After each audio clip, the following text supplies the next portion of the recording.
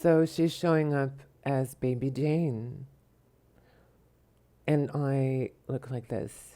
And it's Betty Davis. Bet-E, not Betty. Just no. You don't know how to pronounce. You really don't. You wouldn't last a year, a month, a week on the stage. You'd be exhausted. I had so much energy. I could shout to the back seats and they would hear me, the 5-foot woman that they could hear with the energy of a giant.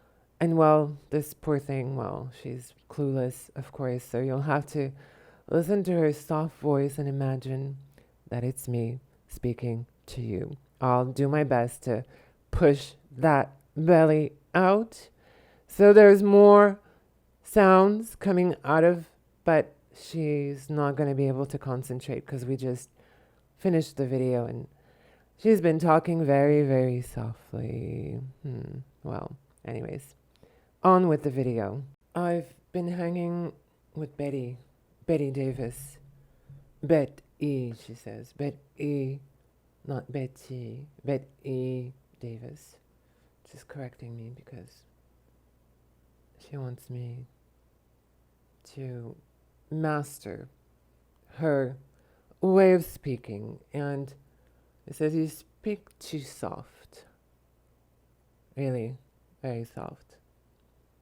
And unlike my other guests who showed themselves when they were very young, she showed herself at the age that she did Whatever Happened to Baby Jane.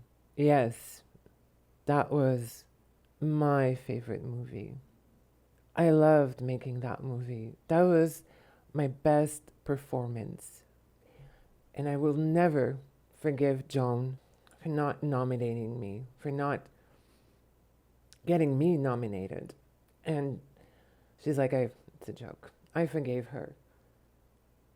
But back then, I hated her guts. I was not the most beautiful, although I did become a bit vain because of Hollywood, but really, who doesn't become vain in Hollywood? I was here to feel wonderful, divine, excruciating emotions. I was, and I always was, a dramatic actress. And she's making me feel that oomph of dramatic. But what's funny is before we started filming, it was a very calm morning. I felt very peaceful. When she speaks, there's that sort of intense speech, talking, projecting, but I feel like there was sort of a very peaceful inside, and it's quite surprising, compared the day that I filmed Marilyn, I was very anxious like her, but Betty's got tremendous focus, and she's like, tremendous focus, tremendous. She's like, gotta get it right, gotta get it right, gotta feel the Betty experience. So we're doing a look that's very 1930s inspired, and I was looking at her pictures, and indeed she didn't really wear a lot of makeup. She wasn't the beauty queen, although she did have a very strong lip. And she's like, because I had a mouth on me. She's making me feel like she loved talking loudly. And she said, in Hollywood, when you're 5'0", you gotta have some kind of a shell. You gotta have some kind of a thing so people don't step all over you when you're 5'0". And I was 5'0". And this was sort of the fashion. Max Factor did this sort of lip on Joan Crawford. And I kind of stole it. Really. Just gonna make it wider here on the outside. My lip has a lot of height, so doing that very typical 1940s lip would mean that my lips would be huge. So I'm not going to do that. I'm just going to keep it low.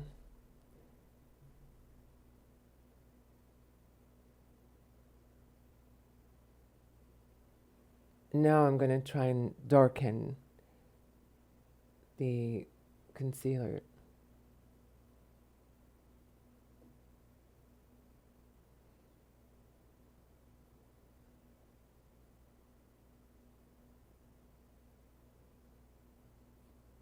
I'm just going to work.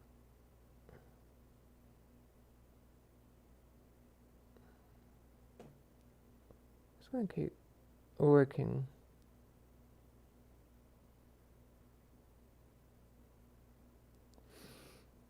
I'm getting the sense that Bette Davis also was a creation. That sort of loud and brash voice was a sense of what she had to develop to be on stage, because at that time, a stage actress had to be very powerful with her sound and dictation and speech.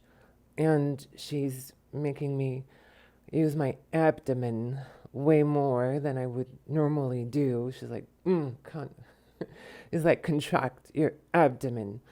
It's like, you must speak loud. You must make yourself feel known.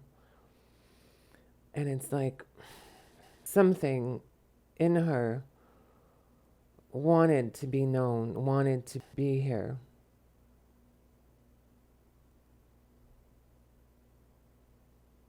It's very interesting. She's sort of removing the layer, and there's a very Ruth, a very soft Ruth, a very baby soft, she says. And she's happy with that. She's happy with Bette Davis. She says it's my creation, and I'm really, really proud of it because I did so well. I did so well, she said. There's a difference between my public persona, she says, and who I was privately. And like many actors, you are something on the screen. And I knew I wasn't beautiful, so I couldn't be that. And don't get me wrong, it's not that I was ugly, she says. No, I was not ugly. But I didn't have that glamour that the other actresses had. I was more simple. And anyways, I preferred to play a more simple woman, she says. And I say simple not because it was stupid, but I wanted to be I wanted to be the woman on the street, but better. With better sounding voice, with better hair, but I was your aunt, or I was your sister. I wasn't someone that you would look up and you would feel incredible, seductive admiration, pushed out of you by, grabbed out of you by sexuality. I had my sexuality, but it wasn't about seducing you. I wanted to reach into your soul. I wanted to grab you. I wanted to make you feel emotions and ask yourself questions, because I wanted to know too. And she makes me feel like during our conversations, we had a picture that was sent to me, and it's sort of a beach ball. and a nice chair from the 40s or 50s. And it's sort of the chair with the cloth. There's such peace in the picture, but she says once you're on the other side, it's sort of like that picture. It looks like sand, and looks like there's a sky, and it looks like there's sun, but really it's all a mist. And there's no real waves, and there's no real sun under your feet, caressing your feet or hurting your feet. And there's no real sun hitting your skin and warming it and then maybe burning it. She says it's not real like it is here. When you feel love, it drives you up, makes you feel crazy, and then it drags you down, stamps you to the ground. She's like, I love that. I love those extremes. I was all about extremes.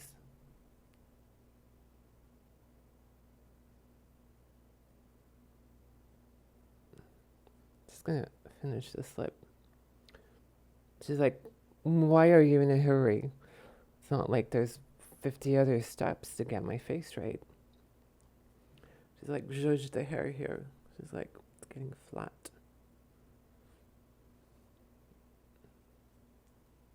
She's very peaceful. It feels like she was a very peaceful being, but she was very interested in coming here and feeling these sort of extremes of, being short and having to deal with people and butting heads with them. She was like, I came for that. I got myself a personality to do that. Because I noticed if you're just this soft, mushy thing, then only soft, mushy things would happen to you. And I wanted the head butting. I wanted the crush. I wanted to feel the sun on my face and then burn my face. And that was the same with love, with theater, with acting, with all of those things. I was just intense, very, very intense. And I wanted to feel things. So I drove myself to feel these wonderful things. And I say wonderful because they are wonderful. When you feel them inside of you, in your belly, burning, coming up, and you're not afraid of them and you grab them. And it doesn't matter if you do it in real life or if you do it in front of the camera. There's a deliciousness, wonderful. It's like a buffet of emotions. And if you're here, it is because you want those emotions. It's because you want to reach deep inside and touch your viscera. That was intense. And then it's this strange calm again. She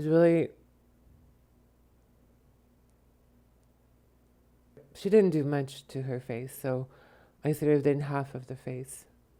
I'm going to curl the lashes. And this time I decided to use Prozaid, and honestly, it's so much better than glue. I don't know why people even bother using glue. I mean, really, what's the point? I tried putting on lashes, but she's like, no. And if you put eyelashes on, you're not going to look real. And that's what I wanted to do. I wanted to look real. And I know this might not look like what people would wear in the streets, but yes, this is how people had their hair. And people made so much more effort than you do today. I'm not going to do more than that because really, there's no point. She's all about this sort of minimal, raw thing. She was one of the first people that went to see a doctor when she had to look ill and beaten up and asked him to put on bandages so she could look like she actually had had an accident where people had beaten her up, from what I understand. And she's really interested in the realness of it all. I mean, even though it was Hollywood, she liked that it sort of looked real, or it made you feel like it was real. And she wanted to play these women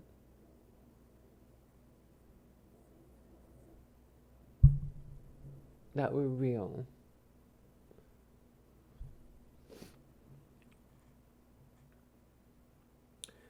Well, it'll do, she says. You don't really look like me. Even if you tried, you don't. So this look is more a 1930s look, because in the 40s they had longer hair. But since my hair isn't really long, and at some point she had very long and curly, extra curly hair, and I can't. She's like, who cares? Who cares? Who cares? She's still in a very calm place for some reason. And she's still showing me herself as Baby Jane. She really wants to emphasize that. I think she wants to really emphasize her accomplishment in that to me, because it's a personal message to me as I'm getting older, that just because you look older. And I remember from watching some of the interviews that she did, she's like, speak up. She's like, I remember seeing in the interviews that she kept saying these two old broads, and she just kept saying it over and over again. And she makes me feel she really meant it, that people actually said that, two old broads. Just putting some shadow here to make the eyes look more round, because she says your eyes are not as round. Just putting the shadow here. And normally I wouldn't do this, but I'm also putting some white eyeliner to just make my eyes even bigger, because my eyes are not half as big as hers.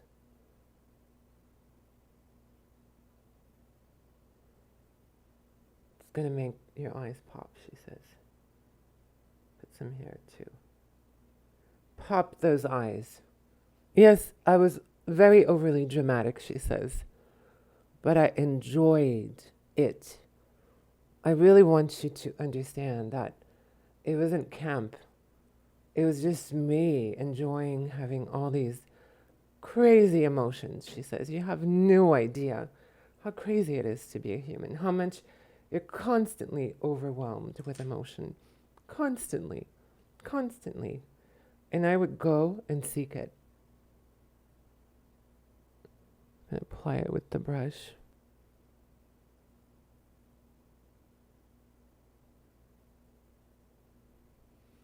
That's why it was hell on set, because I wanted to give something meaningful, and I wanted to show people that no matter what it is you're going through or whatever you're living, it can be fun if you let yourself have these emotions, instead of bottling them up and saying, oh, poor me, I'm this poor soul that's having this terrible experience, don't like me, or people think I'm crazy. Well, it doesn't matter, she says.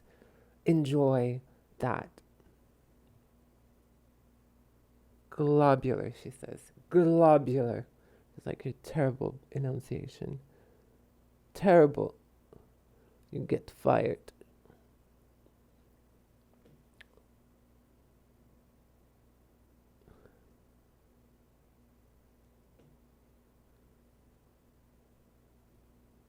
You see, she's like this. She gives me these bursts of emotion, and it's like nothing, calm. It's very peculiar. She's saying, why is that peculiar? She says, why? Why are you judging me? She's like, you have no right to judge me. And no one had the right to judge me either, she says. I had my fun. She's like, I had fun. Really, I had fun. I know it's hard for you to believe that I had fun. That was even fun, but I had fun being like this. It would keep people on their toes, she says. Remember, I'm 5 foot nothing. In Hollywood, everyone's some kind of a starlet. I'm just a broad, she says. I'm just a damned broad. And I gotta make my place. And this is what worked. This is what got me attention. And it was fun, she says. It was truly, truly, deliciously. That's, yeah, she's got it. Now you got it. Deliciously fun. So we're going to do brows. I'm going to do a very round shape. I'm really going to go in from here and just go through and round. Just round. Round and round and round.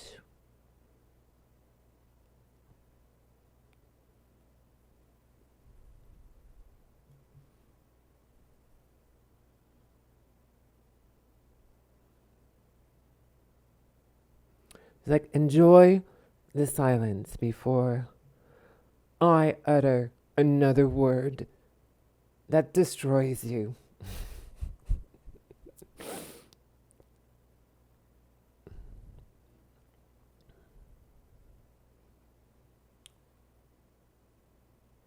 This mirror is tiny, she says, and you've got a big face.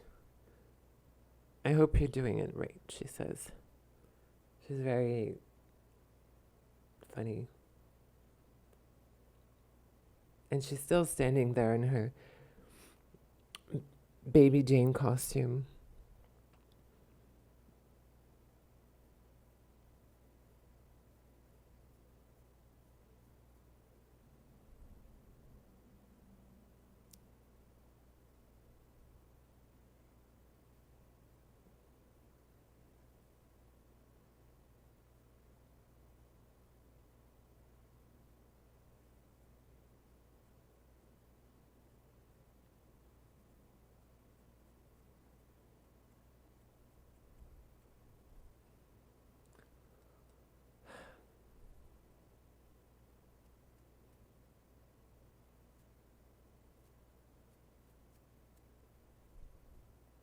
It's like they're a bit too thick, she says, but it's okay. It's kind of like you're a bit thick.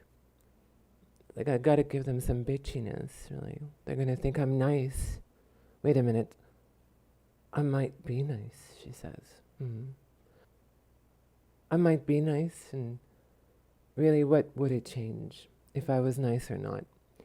You wouldn't believe me. You wouldn't believe this one.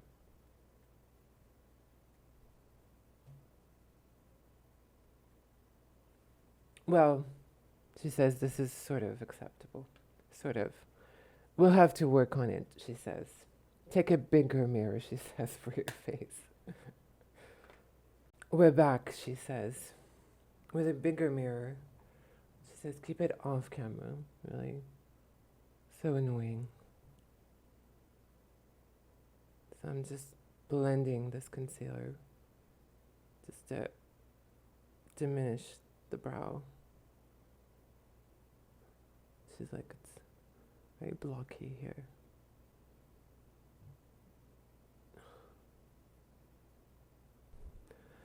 Let's not make it too dark, she says. I wasn't that much of a clown, she says. And that's what's interesting about Baby Jane, she says. I was very much Baby Jane. More than people knew. Or if people didn't realize right away, they sort of realized after. And she's saying this one's realizing it just now. That's why it was so good.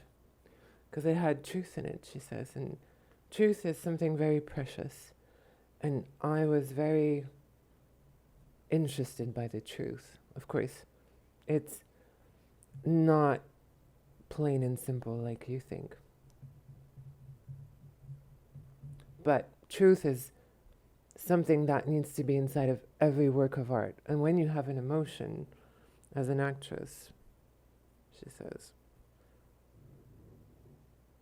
I'm putting some concealer here just to soften this. Like, this is so harsh. Like me.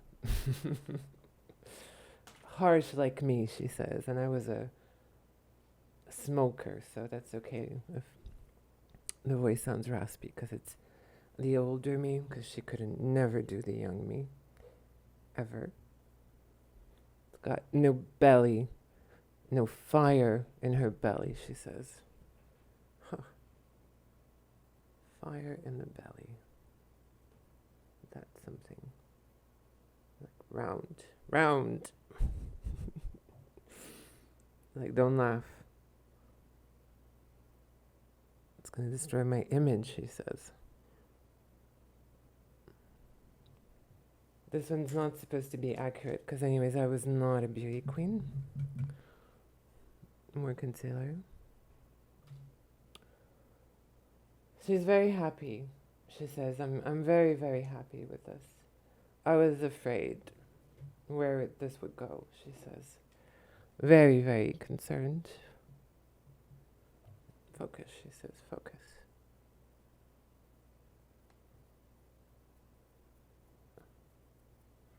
Focus.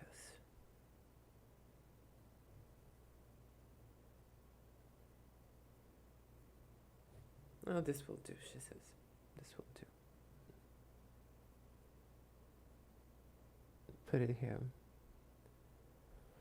So it's pretty simple. Very simple. Really, she says.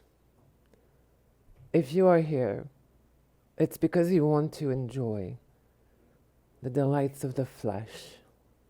And when I say delights of the flesh, she says, I don't just mean the wonderful things.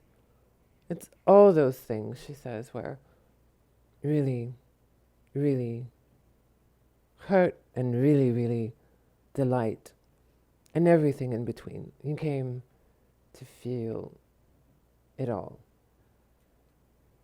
So we're almost done. I had a look at the footage, and there's a few things that I changed. Like there's a white line around the lips where the concealer is. So I'm going to shade it so you can't see it as much. I'm going to use some eyebrow powder. I'm just going to go over where the concealer was with the eyebrow powder.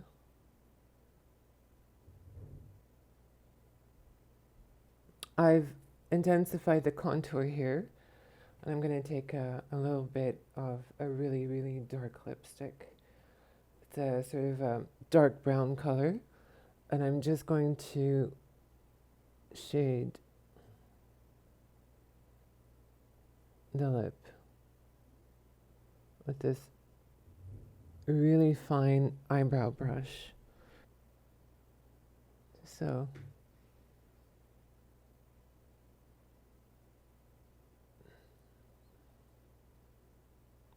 I'm going to take the original brush that I used to do the lining and take a little bit of that original color. I'm going to blend.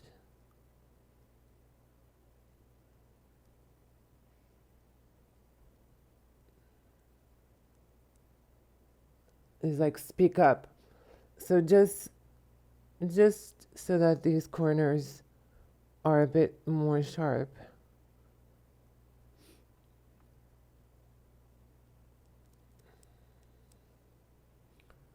Like that. I've put a little bit more white on the eyelids, the same from the last time. The product will be downstairs, in the box downstairs. So I'm just going to take a little bit of concealer. I'm going to go over here where the shadow is.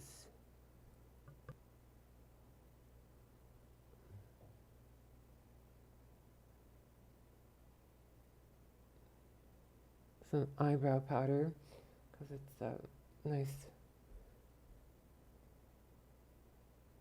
shade. Just gonna work it.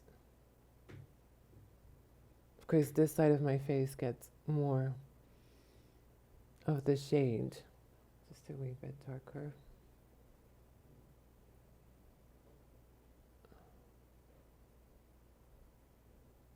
So that sort of follows.